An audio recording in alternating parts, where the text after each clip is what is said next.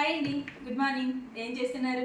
పూజ అయిపోయిందా? ఈరోజు శుక్రవారం కదా, అందరూ పూజ హడావుల్లో ఉండుంటారు. ఉదయం ఈ పాటికి పూజ అయిపోయి బ్రేక్ఫాస్ట్ కూడా అయిపోయి ఉంటుంది. ఏం బ్రేక్ఫాస్ట్ తిన్నారు? కమెంట్ చేయండి.